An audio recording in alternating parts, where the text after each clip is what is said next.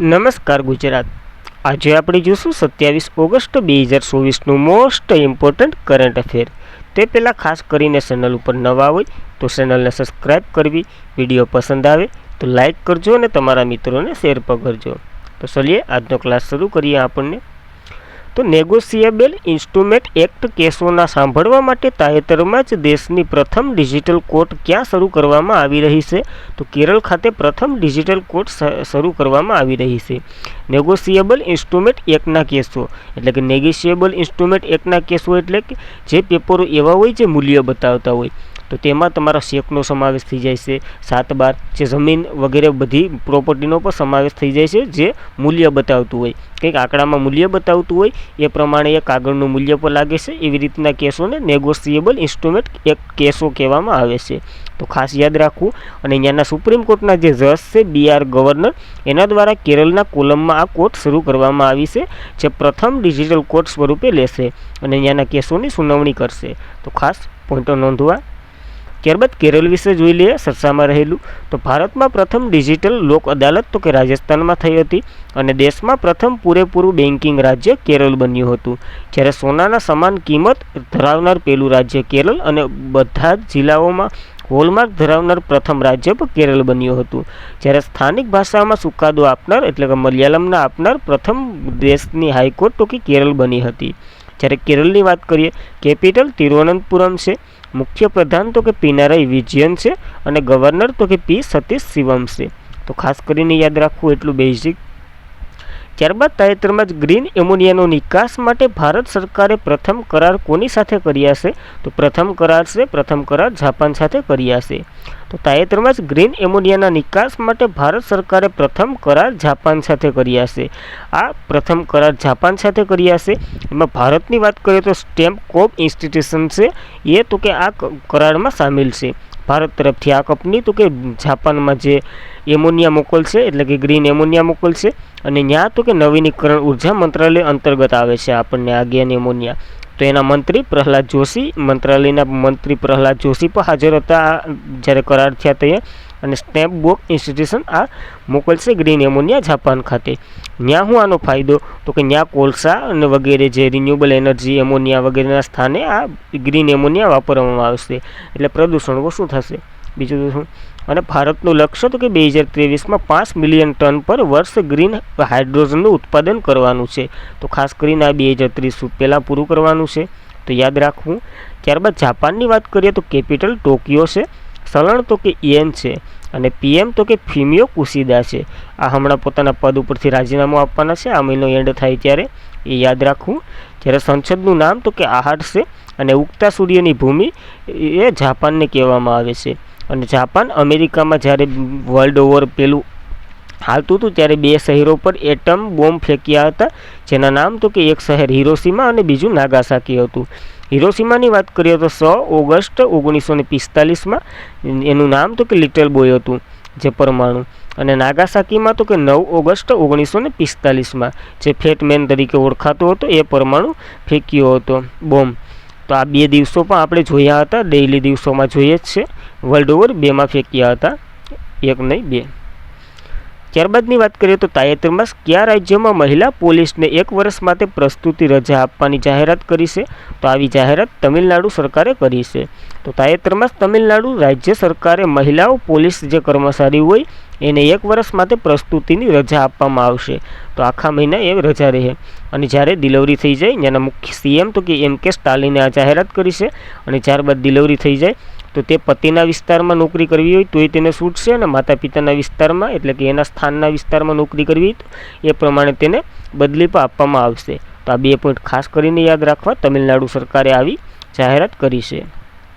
ત્યારબાદ તમિલનાડુની વાત કરીએ તો કેપિટલ ચેન્નાઈ છે, CM તો કે M.K. સ્ટાલિન છે, જેમની ઉનગલી ઓવુલિન એમની આત્મકથા આવી હતી હમણાં જ.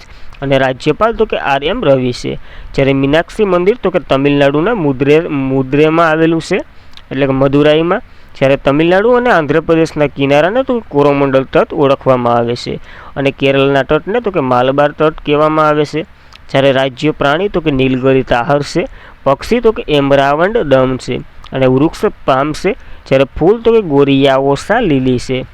ત્યારબાદ ત્યારબાદ Sathyamangalam tiger reserve, Madurai national park, Guindy national park, Annamalai national park, Mukurthi national park, classical dance Bharatanatyam છે આ વગેરે નેશનલ પાર્ક અને એક ક્લાસિકલ ડાન્સ. જ્યારે ન્યુક્લિયર પાવર પ્લાન્ટની વાત કરીએ તો કુંડાકુલમ નેશનલ પાવર પ્લાન્ટ આવેલો છે અને કલ્પકમ્મલ નેશનલ પાવર પ્લાન્ટ આવેલો છે. જ્યારે શાસ્ત્રીય ભાષાનો દરજ્જો મેળવનાર તમિલનાડુ પ્રથમ ભારતીય ભાષા હતી. સાલવારી કહી તો 2004માં. જ્યારે જલ્લીકુટ્ટમ ઉત્સવ માત્ર તમિલનાડુમાં જ ઉજવવામાં આવે છે અને ટાઈગર નેશનલનો કોસ્ટ કોરોમંડલ કોસ્ટ કહેવામાં આવે છે. જ્યારે મહોત્સવ અને ઉત્સવો જોઈએ તો પોંગલ, જલ્લીકુટ્ટુ, થાઈપુમસ, આદિપેક્કાર, સિથિરા ફેસ્ટિવલ, હેથાઈ અમ્મા ફેસ્ટિવલ વગેરે તમિલનાડુમાં ઉજવવામાં આવે છે. તો ખાસ કરીને આ બેઝિક ડિટેલ તો યાદ રાખવાની જ હોય. ત્યારબાદ જોઈએ તો ભારત અને ડેનમાર્ક સરકારે તાજેતરમાં સ્વસ્થ નદીઓ માટે સ્માર્ટ લેબોરેટરી પ્રોજેક્ટ ક્યાં અનાવરણ કર્યું છે? તો હાલ જ વારાણસી ખાતે આ અનાવરણ કરવામાં આવ્યું છે. ભારત અને ડેનમાર્ક સરકાર બંને મળી અને તાજેતરમાં નદીઓને સ્વસ્થ કેવી રીતના રાખવી એના ઉપર અને સ્માર્ટ લેબોરેટરી એક વિકસાવશે જે વારાણસી ખાતે આ પ્રોજેક્ટનું હાલમાં જ અનાવરણ કર્યું છે. જ્યારે નદીઓની સ્વચ્છતા ઉપર આ રિસર્ચ કરશે, આ લેબોરેટરી બનાવવામાં આવશે અને વરુણાને પુનઃ ઉદ્ધાર કરવો જે તો કે ગંગાની સહાયક છે અને એનો પુનઃ ઉદ્ધાર કરવો એના ઉપર અને બનાસ હિન્દુ યુનિવર્સિટી ખાતે આ લેબોરેટરી સ્થાપવામાં આવી છે. તો બનાસ હિન્દુ યુનિવર્સિટીની સ્થાપના કોને કરી હતી? મદન મોહન માલવિયાએ કરી હતી. તો ખાસ આ પોઈન્ટ પર નોંધો ઇતિહાસ સાથે. ત્યારબાદ વારાણસીની વાત કરીએ તો રોપવે શરૂ કરનાર પ્રથમ શહેર હતું અને શાંઘાઈ કોઓપરેશનમાં ફર્સ્ટ સાંસ્કૃતિક અને પ્રવાસી જે રાજધાની બનાવી હતી 2022-23માં એ પણ પ્રથમ બની હતી. તો ખાસ કરીને આ બંને પોઈન્ટ વારાણસી વિશે યાદ રાખવા. ત્યારબાદ યુનિફાઈડ પેમેન્ટ સ્કીમ લાગુ કરનાર માટે તાજેતરમાં કયું રાજ્ય પ્રથમ રાજ્ય બન્યું છે? તો મહારાષ્ટ્ર પ્રથમ રાજ્ય બન્યું છે આ પેમેન્ટ શરૂ કરનાર. તો યુનિફાઈડ પેમેન્ટ સ્કીમ લાગુ કરનાર તાજેતરમાં જ મહારાષ્ટ્ર પ્રથમ રાજ્ય બન્યું છે. તો ખાસ યાદ રાખવું. શા માટે એટલું બધી ચર્ચામાં છે? તો કેન્દ્ર સરકારે યુનિફાઈડ પેમેન્ટ સ્કીમ જે શરૂ કરી એની જાહેરાત તો કે 24 ઓગસ્ટ 2024 દરમિયાન આ જાહેરાત કરી છે. એના એક દિવસ પછી એટલે કે 25 ઓગસ્ટ 2024ના રોજ મહારાષ્ટ્રએ અપનાવી લીધી છે. જે યુનિફાઈડ પેન્શન સ્કીમ છે એ ઓલાની કેન્દ્ર સરકારની એ આ મહારાષ્ટ્રએ પ્રથમ અપનાવી લીધી છે અને પ્રથમ રાજ્ય બન્યું છે. તો ખાસ કરીને યાદ રાખવું. ત્યારબાદ તો કે યુનિફાઈડ પેન્શન સ્કીમ વિશે માહિતી લઈ લઈએ. તો કેન્દ્રીય કર્મચારીઓને જે પ્રતિમાસ 10,000 રૂપિયા આપવામાં આવશે આના ઉપર અને ઓલ્ડ પેન્શન સ્કીમ અને ન્યૂ પેન્શન સ્કીમ બંનેનું મિશ્રણ છે જે યુનિફાઈડ પેન્શન સ્કીમ છે. જેમાં તો કે 25 યર્સ ફરજ બજાવેલા કર્મચારીઓને જે નિવૃત્ત થાય એ પહેલાં 12 મહિના પહેલાં જે બેઝ પેમેન્ટ એટલે કે પોતાના ખાતામાં જે પગાર આવતો હોય એનું સરેરાશ કાઢી અને 50% આપવામાં આવશે. તો કંઈક આવા નવા સુધારા છે તો એક વખત જોઈ લેવું. નવી પેન્શન સ્કીમ કેન્દ્ર સરકારે શરૂ કરી છે જેનું નામ તો કે યુનિફાઈડ પેન્શન સ્કીમ છે. તો ખાસ યાદ રાખવું. અને પ્રથમ રાજ્ય તો કે મહારાષ્ટ્ર બન્યું છે. તો મહારાષ્ટ્રની વાત કરીએ, કેપિટલ તો કે મુંબઈ છે, સીએમ તો કે એકનાથ શિંદે છે અને રાજ્યપાલ સીપી રાધાકૃષ્ણન છે. જ્યારે એલિફન્ટની ગુફા ધારાપુરી મહારાષ્ટ્ર ખાતે આવેલી છે. અજંતા અને ઇલોરાની ગુફા પણ મહારાષ્ટ્રમાં આવેલી છે. તારાપુર ન્યુક્લિયર પાવર પ્લાન્ટ જે સૌથી મોટો ન્યુક્લિયર પાવર પ્લાન્ટ છે તો એ મહારાષ્ટ્રમાં આવેલો છે અને વિશ્વનો સૌથી જૂનો ન્યુક્લિયર પાવર પ્લાન્ટ પણ તારાપુર ન્યુક્લિયર પાવર પ્લાન્ટ છે. તો ખાસ યાદ રાખો. આની સાલવારી તમને આવડતી હોય તો કોમેન્ટ કરવી. ત્યારબાદ જવાહરલાલ નહેરુ પોર્ટ મુંબઈ ખાતે આવેલો છે અને કરંટ અફેરના તાજેતરના ચર્ચાના પોઈન્ટ જોઈએ તો લાડલા ભાઈ યોજના મહારાષ્ટ્રએ શરૂ કરી હતી. માજી લાડકી બહેના યોજના મહારાષ્ટ્રએ શરૂ કરી હતી જે મહિલાના ખાતામાં તો કે 1500 રૂપિયા નાખવામાં આવશે. અને પુરુષ અને મહિલા નેશનલ ખોખો ચેમ્પિયનશિપ મહારાષ્ટ્ર બંનેમાં જીત્યું હતું. તો ખાસ કરીને યાદ રાખવું એટલું મહારાષ્ટ્ર વિશે. ત્યારબાદ તાજેતરમાં નેટલ ઇન્ડિયન કોંગ્રેસ 130મી વર્ષગાંઠની ઉજવણી કરી છે. તેની સ્થાપના ક્યાં કરવામાં આવી હતી? તો દક્ષિણ આફ્રિકા ખાતે આની સ્થાપના કરવામાં આવી હતી નેટલ ઇન્ડિયન કોંગ્રેસની, જેની હમણાં જ 130મી વર્ષગાંઠની ઉજવણી કરવામાં આવી છે. એની સ્થાપના તો કે સાઉથ આફ્રિકામાં કરવામાં આવી હતી ગાંધીજી દ્વારા. તો રાજનૈતિક સંગઠન હતું આ નેટલ ઇન્ડિયન કોંગ્રેસ, જેની સ્થાપના તો કે 22 ઓગસ્ટ 1894માં થઈ હતી સાઉથ આફ્રિકા ખાતે ગાંધીજી દ્વારા. આનો ઉદ્દેશ્ય તો કે કારાધોરાની જે રણનીતિના ભોગ બનેલા ભારતીયો હોય એનો સંરક્ષણ કરવું અને એને માર્ગદર્શન આપવું એવું હતું, ને એના વિરુદ્ધ આંદોલન કરવું એવું હતું, જેની 130મી વર્ષગાંઠ હાલ જ ઉજવવામાં આવી છે. તો ખાસ યાદ રાખવું, 22 ઓગસ્ટનો જ ઉજવવી છે 130મી વર્ષગાંઠ. તો પોઈન્ટ નોંધવા. ત્યારબાદ ઇન્ડિયન નેશનલ કોંગ્રેસ, જે પ્રથમ મહિલા અધ્યક્ષ એટલે કે હાલનું કોંગ્રેસ, જેના પ્રથમ મહિલા અધ્યક્ષ તો કે એની બેસન હતા. એને તો કે 1917માં જે કોલકાતા અધિવેશન થયું ત્યાંની અધ્યક્ષતા કરી હતી. જ્યારે પ્રથમ ભારતીય મહિલાની વાત કરીએ તો સરોજની નાયડુ હતા, જેને તો કે 1925માં જે કાનપુરમાં અધિવેશન થયું એના અધ્યક્ષ હતા. જ્યારે દક્ષિણ આફ્રિકા ચર્ચામાં રહ્યું છે તો એના વિશે વાત કરીએ. કેપિટલ તો કે પિન્ટોરિયા છે, વહીવટી કેપિટલ છે.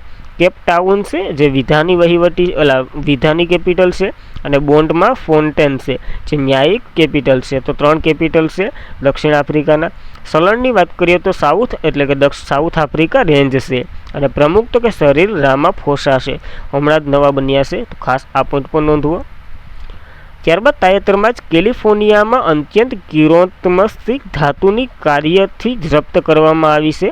તો બિહાર ખાતેથી આ જપ્ત કરવામાં આવી છે. કેલિફોર્નિયામાં જે અત્યંત કિરોસ્મય ધાતુ મળી આવે છે એ તો કે આપણને બિહાર ખાતેથી જપ્ત કરી છે. તો 3-4 કર્મચારીઓ ફરતા હતા આ લઈને, એને જપ્ત કરવામાં આવ્યા છે. કર્મચારીઓ તો નહીં પણ 3-4 ગુનેગારો કહેવામાં આવે. તો તાજેતરમાં જ કેલિફોર્નિયામાં અત્યંત જે કિરોસ્મય ધાતુ મળી આવી છે જે બિહારમાંથી હાલ જ જપ્ત કરવામાં આવી છે. એ તો કે બિહારમાંથી જપ્ત કરવામાં આવી છે. અને આના ફાયદા શું છે? તો કે ઘણા ફાયદા છે. જો આ 50 ગ્રામ હોય ને, 50 ગ્રામ તમે ભેરું કરી લો ને તો એનો ભાવ તો કે 850 કરોડ થાય છે. એટલા માટે આ ખાલી 50 ગ્રામ જેટલું જપ્ત થયું અને એનો ભાવ તો કે 850 કરોડ થાય છે. જે બિહારના ગોપાલગંજ જિલ્લામાંથી 3 ઓલાને પકડ્યા છે, ગુનેગારોને પકડ્યા છે હાલ. હવે એને પૂછપરછને બધી હાલે છે, ખૂબ ચર્ચામાં રહ્યું છે એટલા માટે એક પોઈન્ટ લઈ લીધો. તો બિહારનું કેપિટલ પટના છે, મુખ્ય પ્રધાન નીતિશ કુમાર છે, અને રાજ્યપાલ તો કે ફાગુ ચૌહાણ છે. તો ખાસ કરીને બેઝિક ડિટેલ તો યાદ રાખવાની બિહારની. ત્યારબાદ તાજેતરમાં જ ઓનલાઈન સહમત અને વોરંટ જારી કરનાર માટે નિયમોની સૂચિત આપનાર પ્રથમ રાજ્ય કયું બન્યું છે? તો મધ્યપ્રદેશ પ્રથમ રાજ્ય બન્યું છે. તો તાજેતરમાં જ ઓનલાઈન સ્ટમટ અને વોરંટ જારી કરનાર માટે નિયમો સૂચના આપનાર પ્રથમ રાજ્ય મધ્યપ્રદેશ બન્યું છે. હમણાં જ ગૃહમંત્રી જે અમિત શાહ છે એમને ચંડીગઢ ખાતે ઈ સાક્ષ્ય, ન્યાય સેતુ, ન્યાય શ્રુતિ અને ઈ સમન વગેરે એપ્લિકેશનો લોન્ચ કર્યા હતા. જે નવી આચાર સંહિતા નવી સંહિતા આવી છે, કાયદા સંહિતા, એના ઉપરથી આ ઓનલાઈન તમને મળી શકે એના માટે. અને સન્મન અને વોરંટ શું છે? તો કે ડિજિટલ સ્વરૂપે આ મોકલી શકે છે. કાયદા સંહિતા 1 જુલાઈ 2024 રોજ માન્યતા આપી હતી, જે નવા કાયદામાં સુધારા કરી અને બનાવ્યા હતા એ. અને એના જ આ બધી એપ્લિકેશનો છે જે તમે અહીંથી લઈ શકો છો. અને આ સન્મય અને વોરંટ જે ડિજિટલ સ્વરૂપે તમે પોલીસને વોટ્સઅપના માધ્યમથી મોકલી શકો છો, એના દ્વારા એક ઝડપી કામ માટેની એક ઓલી છે. તો ખાસ કરીને એ લાગુ કરનાર મધ્યપ્રદેશ બન્યું છે. તો મધ્યપ્રદેશની વાત કરીએ, કેપિટલ ભોપાલ છે, સીએમ તો કે મોહન યાદવ છે, રાજ્યપાલ તો કે મંગુભાઈ પટેલ છે. અને પ્રાણીઓ તો કે રેન્ડિયમ, પક્ષીઓ અને દૂધરાજ વુડ તો કે વડ છે. અને રમત તો કે માલખાબા છે, ફૂલ તો કે સફેદ લીલી છે. જ્યારે માછલી તો કે મહાશીર છે. અને સાસીનો સ્તૂપ, હમણાં ગુજરાતની વાત કરીએ તો ગુજરાતે એક માછલીને રાજ્ય પ્રાણીનો દરજ્જો આપ્યો હતો. એ કઈ છે તમારે કોમેન્ટ કરવાની છે. જ્યારે સાસીનો સ્તૂપ જેનું બાંધકામ સમ્રાટ અશોકે કર્યું હતું એ આવેલું છે મધ્યપ્રદેશમાં. ખજૂરાના મંદિરો સતરપુરમાં આવેલા છે, જેનું બાંધકામ તો કે સંદેલ શાસકોએ કર્યું હતું પંચાયત શૈલીમાં, ઓડિસી શૈલી પર કહેવામાં આવે છે. જ્યારે ભીમબેટકાની ગુફાઓ તો કે રાયસેન જિલ્લામાં આવેલી છે મધ્યપ્રદેશમાં. તો ખાસ આ બેઝિક ડિટેલ. ત્યારબાદ છાસીનો સ્તૂપ, આના વિશે માહિતી લઈ લીધી. કેપલ રૂપ સિંહ સ્ટેડિયમ અને ગ્વાલિયર મહાકાલેશ્વર જ્યોતિર્લિંગ ઉજ્જૈન જે શિપ્રા નદી ખાતે આવેલા છે, બંને મહારાષ્ટ્રમાં. જ્યારે Panna national park, Kanha national park, Bandhavgarh national park, Pench national park, Saputara national park, Satpura national park, Sanjay Madhav national park, Van Vihar national park અને કુનો નેશનલ પાર્ક વગેરે મધ્યપ્રદેશમાં આવેલા છે. સાપુતારા પર્વતમાળાનું સૌથી ઊંચું શિખર મધ્યપ્રદેશમાં આવેલું છે, જેનું નામ તો કે અમરકંટકની ટેકરીઓ છે. અને એનાથી નર્મદા નદીનું મૂળ ઉદ્ભવ થાય છે ધૂપગઢ અમરકંટકની ટેકરીઓમાંથી, જે ધૂમધાર ધોધ અને ઓમકારેશ્વર ધોધ નર્મદા નદી ઉપરથી પડે છે. તો ખાસ કરીને આ ડિટેલ યાદ રાખવી મધ્યપ્રદેશની બેઝિક ડિટેલ વિશે. ત્યારબાદ લતા તાજેતરનું સરસામાં જોઈ લઈએ મધ્યપ્રદેશનું, તો કે લતા મંગેશકર એવોર્ડ તો કે મધ્યપ્રદેશની સરકાર દ્વારા અપાય છે. એને નામ નોમિનેટ કર્યા છે 2022નો તો કે ઉત્તમસિંહને અને 2023નો તો કે KS ચિત્રાને આપવામાં આવશે. જ્યારે PM જન મન કોલોનીનું નિર્માણ કરનાર શિવપુરી ખાતે પ્રથમ રાજ્ય બન્યું હતું મધ્યપ્રદેશ, અને PM સ્વનિધિ યોજનામાં શ્રેષ્ઠ પ્રદર્શન મધ્યપ્રદેશનું હતું. જ્યારે પ્રથમ યુનિટી મોલ તો કે ઉજ્જૈન ખાતે સ્થાપવામાં આવશે, અને પ્રથમ વૈદિક ઘડિયાળ તો કે એ પણ ઉજ્જૈન ખાતે સ્થાપવામાં આવશે. તો ખાસ કરીને નવા કરંટ અફેરના પોઈન્ટો પણ નોંધવા. ત્યારબાદ કેનેડિયન માઇનિંગ ફર્સ તાજેતરમાં જ 2492 કેરેટનો વિશ્વનો બીજો સૌથી મોટો હીરો ક્યાંથી શોધી કાઢ્યો છે? તો આ બોત્સવાના ખાતેથી શોધી કાઢ્યો છે.